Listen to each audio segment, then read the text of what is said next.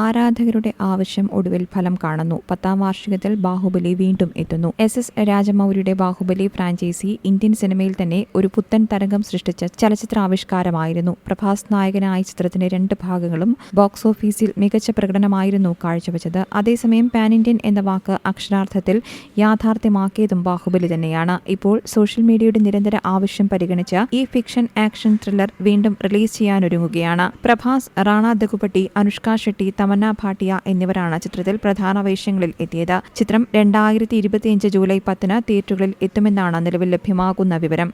Baahubali the beginning 2015 big സ്ക്രീനിലെത്തിയത്. അതിവേഗമായിരുന്നു ചിത്രം ഇന്ത്യൻ ഭാഷകളിൽ റെക്കോർഡുകൾ തകർത്തത്.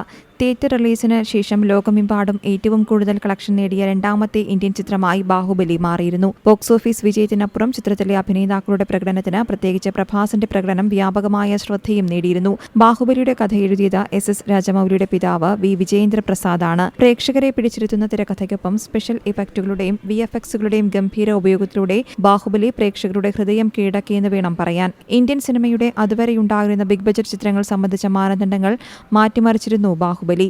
ചിത്രത്തിന്റെ സംഗീത സംവിധായകൻ MM കീരവാണിയാണ്. ചിത്രത്തിലെ ഗാനങ്ങളും BGMഉം ഇന്നും വലിയ ഹിറ്റ് തന്നെയാണ്. News desk Zee Malayalam news.